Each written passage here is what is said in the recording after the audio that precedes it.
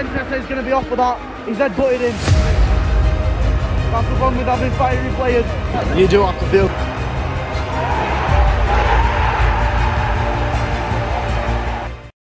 Today is one of the hardest games of the season. East Yorkshire takes on South, a packed out away end, and the real difference to see if this Hull City team really has what it takes to compete with the best of the best. Today will be loud, scrappy and challenging, and it's all taking place at the famous and intimidating Bramall Lane, home of the Blades. Yes, today is massive as Hull City take on Sheffield United in the 28th round of the most exciting and competitive league in the world, the EFL Championship. With the Tigers on the back of two new signings, Aaron Connolly and Malcolm Ebiowi, no away loss since October, as well as Sheffield United, well, they sit second in the Championship, 9 points from third. Today is not going to be a walk in the park. Maybe for Sheffield United it might be. But, as always, here's all the information you need to know about tonight's 7:45 PM kickoff. Today, we take a look at the host and former Premier League side, Sheffield United. Sheffield United, better known as the Blades, have had an incredible season so far, as they currently sit second in the Championship, 9 points clear of third place. Today, the Blades will hope to ease past the Tigers, in hopes to collect all 3 points, as well as remain comfortable in a promotion spot.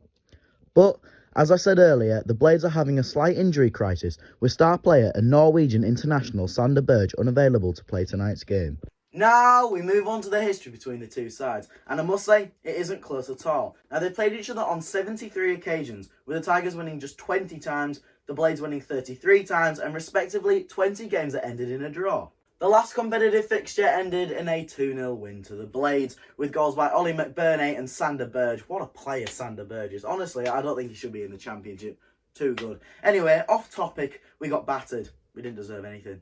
Today, we take the 160-mile round trip to the Bramall Lane in Sheffield, which takes our season total mileage up to 3,297 miles. Well then, that's enough from me at my home. I will see you once we arrive at Bramall Lane in Sheffield. Come on the Tigers, the atmosphere is going to be electric, a packed out away end. Hope the Tigers perform, and come on the Tigers. That was a lot of Tigers, a lot of Tigers.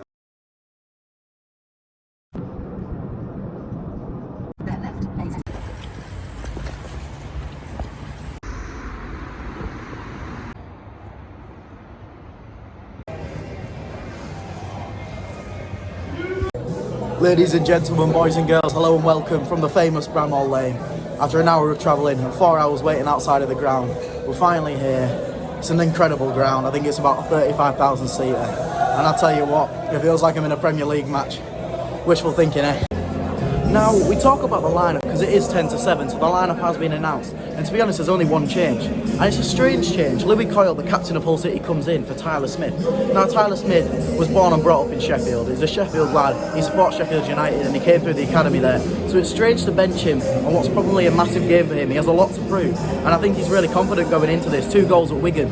So hopefully, he does come on from the bench and makes an improvement of what probably won't be a great game. Now enough waffle, let's get into the real bits, the lineup. Here's your lineup to take on Sheffield United. In goal, Matt Ingram. The captain at right back, Louis Coyle. The 3 centre-backs are Jacob Greaves, Alfie Jones and Sean McLaughlin. Left back, Cyrus Christie. The 3 in midfield is Regan Slater, Jean-Michel Seri, Greg Doherty. And up front, Aaron Connolly and Oscar Estepinian. Now one other strange thing about the lineup is Liam Rosenius chose to start the new signing Aaron Connolly. Now he has had a week of training. And yes, he's a decent player, we know that, he scored in the Premier League. But from the games I've seen of him, and it's only been, 2 or 3 games, he hasn't looked great, he doesn't look physical enough. And the difference between the Championship physical-wise to the Premier League is massive. And I'm not sure how he'll cope against the likes of Anil and Sander Berge playing for Sheffield United. But I have full faith, unless I see him play awful, I'm not going to say he's an awful player. Let's just hope he gets a few goals, proves the fans wrong, and becomes a Brighton star. Now we are joined here by a few special guests. I'll start with Joe and Lucas are here in the building somewhere. But I've got to be honest with you, I haven't got a clue where they are and I don't know where to start looking. We start off with a special guest. Now Leo, we'll talk about food first, because that's more important, eh? Yeah. Anyway, you've had a chicken balti pie, I've heard good reviews. Just tell me a bit about what it was and what you'd rate it on a scale of 1 to 10. Well, I think it needs a bit more like stuffing in it. It was a bit empty, but it is what it is, football food. I'm rating, I'll probably give it 7.8 out of 10. 7.8 out of 10. Now on to football, which is what we're here for. Yep. Now, it's a game against second in the league. It's going to be a tough game, we know it is. But are you confident? like I said, confident for a 2-2 draw. I mean, goals, no one's going to win. I'll take 4 goals. I'll take 4 goals. Who's going to score? Then it's going to come off the bench to score 1. I don't know who's going to score the other, because I don't care. But Brilliant. for us, it's going to be either Oscar, Louis Kyle, or Regan Slater. Well, for me, I am quite confident. I'm going to go for a 3-2 win. I'm going to go Sander Burge 1, Iliman Dyer 1, and then 2 goals for Regan Slater. And another goal by Tyler Smith. And I'll take that. Hopefully, we get the 3 points. We go home. We're the underdogs. We know we are. We're unbeaten in 8, so come on the Tigers. And here we have it. Hull City take on Sheffield United in the 28th round of the Championship. A packed out away end. And here are the packed out home end. The Yorkshire Derby. Come on, City. And it will be number 22, Tommy Doyle, on loan from Man City to kickstart the half for Sheffield United. It's going to be a tough game. We know it is, second in the league. But we have the confidence. We got the backing of the fans. We just have to hope and pray that we get the result. Even a draw would be great. Another thing to note is Hull City will be wearing white socks instead of the usual black. Something to do with the colouring of the kits, but there we go. And we're underway.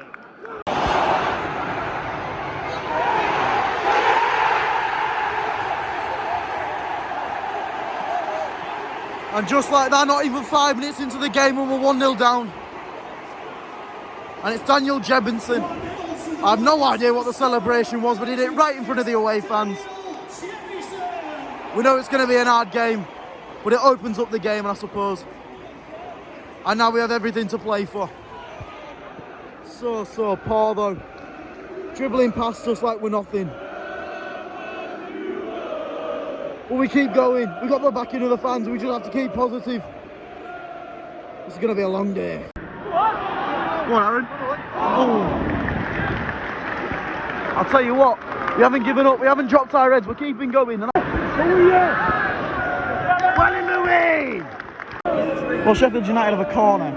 And it's a brilliant idea sticking about 5'4" Aaron Connolly to 6'6" Sander Burge. Brilliant. Well out. 15 minutes in and I'll tell you what, I'm starting to get very nervous. It's a very end-to-end game. No team can really get a foot on the game. But with the opportunities that are being taken, it looks like Sheffield United could batter us today. I mean, the way they're playing it round, you can see why they're second in the division. And there's no doubt in my mind that they'll be a Premier League team next season. Daniel Jebinson, I haven't really heard much about him before this game, but he's been incredible. Not really approving of his celebration in front of us though.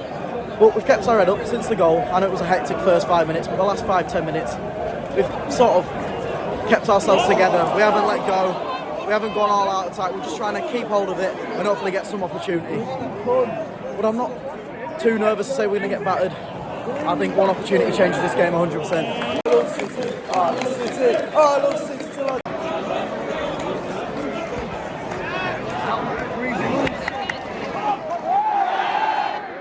Come on, I know he's only midget, but you don't have to bully him, like. 30 minutes in, and apparently Aaron Connolly is a hated man in Sheffield because he's been injured 4 times. They're going through him like he's glass, honestly. But in terms of the performances, we like that extra drive, the extra motivation, and we're carrying on. Like when Liam, the senior, first got the job, he told the players to keep passing it round the back, which is great when it works, but we look so shaky doing it.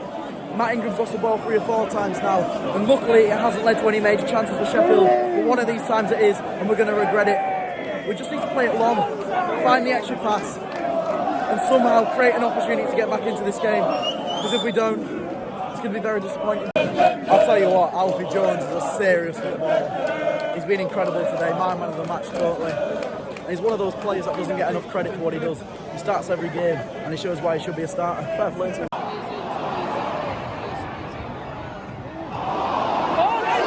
Cyrus, run for it! I'll tell you what, that's a brilliant save by Matt Ingram, but the ball comes in. It's in the middle of nowhere. About 2 foot maybe from Cyrus Christie. Just a light jog to get the ball, but he just leaves it. Come on, lad.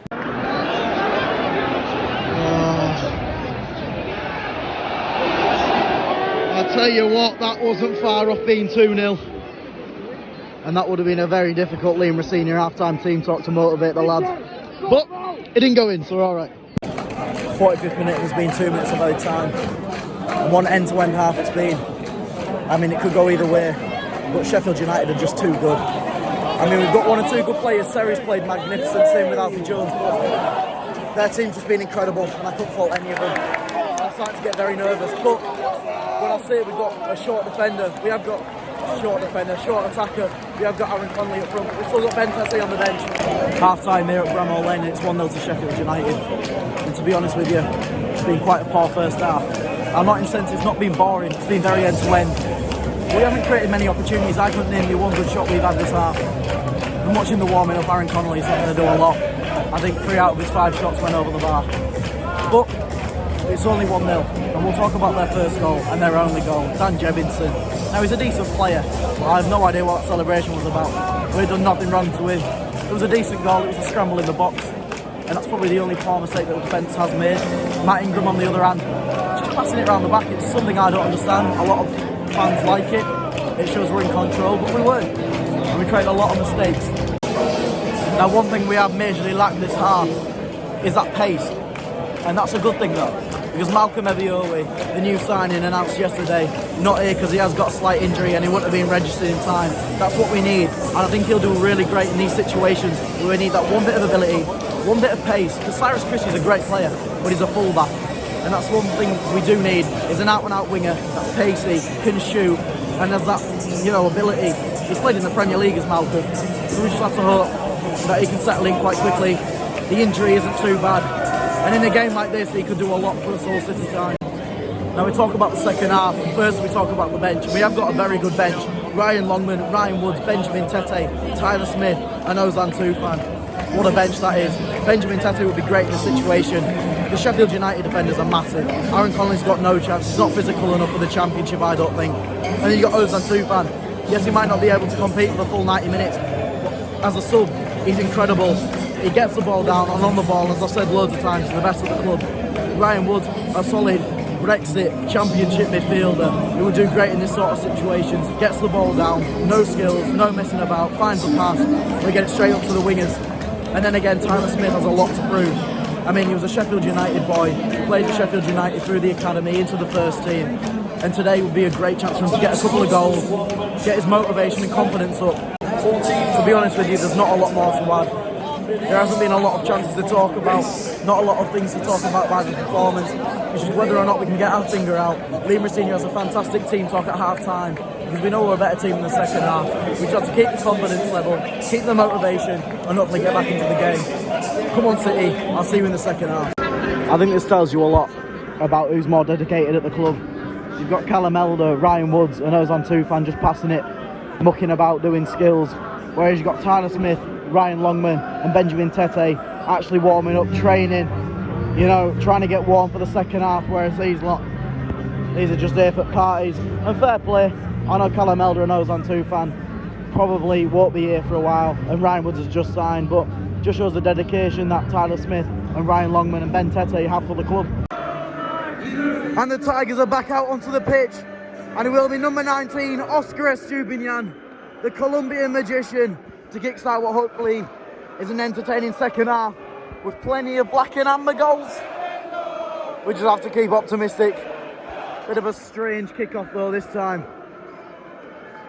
Right, there we go. Go on.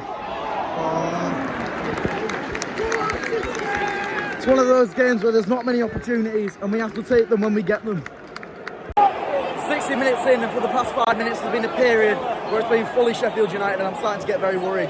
Although it's still 1-0, Matt Ingram's been incredible. There's a part of me that says they're going to get one of these opportunities, they're going to make it 2-0, and it's going to be a very long road back. I just don't know what we can do. We're trying to hit them on the counter-attack, but as I say, Aaron Connolly is not tall enough to get the ball. We just hoof it up, it goes straight back to their defence, and it's a vicious cycle like that.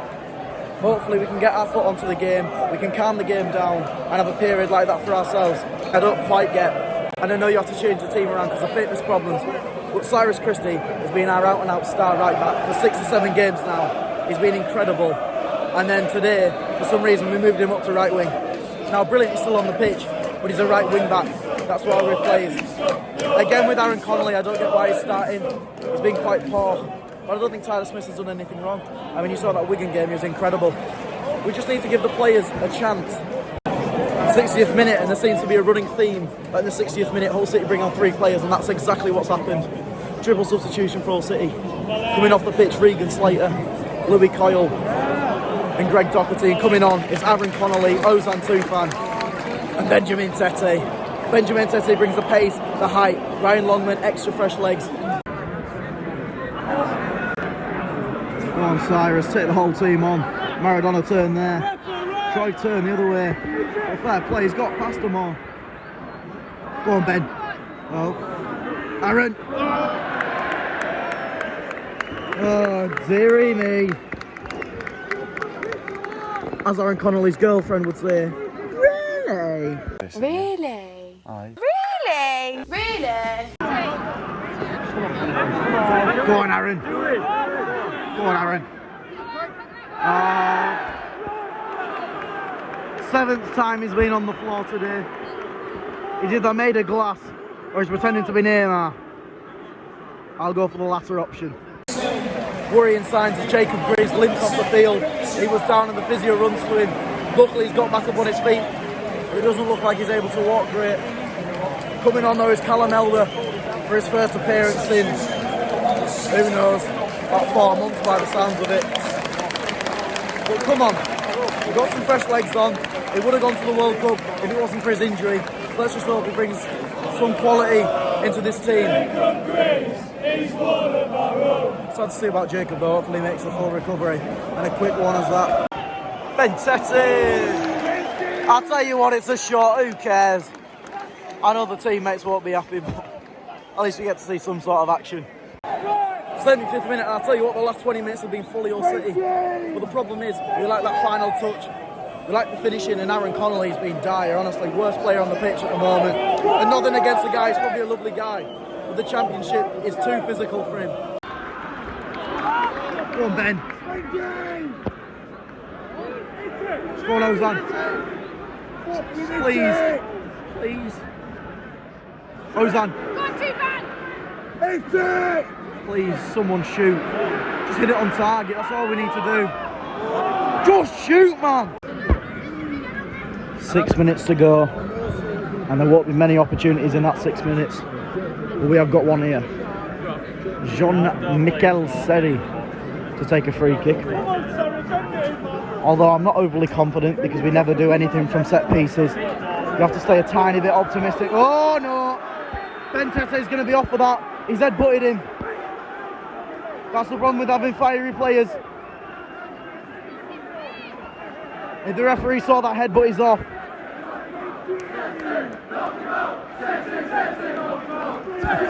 You can hear what the fans think of that. Here we go.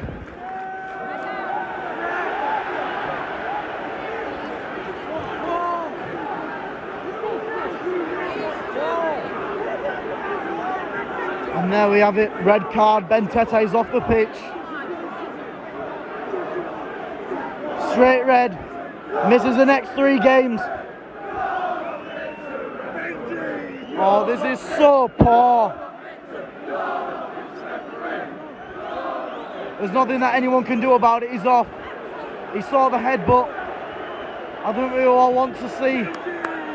That's so poor, so poor. And only Ollie McBurney gets a yellow card. Although I do think it was Bentete's fault. You have to try and stay. As a Hull City fan, I hope both got a red card, but there we go. So poor. So down to 10 men. But we still have the free kick though. I forgot about that one. And that was a very poor free kick, that. I think Benteke was on the pitch for about 5 minutes, I can't lie to you. Yeah! Shot on target, ladies and gentlemen. It's not been a boring vlog. We got a shot on target. And I do suppose we won't be scoring anytime soon, so we have to use the pyro for something. You do have to feel for the cameraman though. You have to feel for him, bless him. Anyway, there is a substitution. Fifth and final substitution of the game. And because of Ben Tete's red card, we have brought on our final striker on the bench. Tyler Smith coming on. Cyrus Christie, again, another poor choice of substitutions. Aaron Connolly somehow is still on the pitch, having probably played the worst game I've seen someone in a whole shirt for a while. 90th minute, and there's been 5 minutes of added time. Arguably the 5 minutes is because of the red card, but you still take 5 minutes of extra time. To be honest with you, it's going to be do or die in a sense. 5 minutes of pressuring, full of motivation and hopefully full of opportunities. We'll have to wait and see, but I'm not optimistic. But anything can happen in the Championship, as I say, even with 10 men. Brilliant save, Matt Ingram, to keep us in it. I'll tell you what, Matt Ingram and Alfie Jones, superb today. Couldn't fault them one bit for this performance.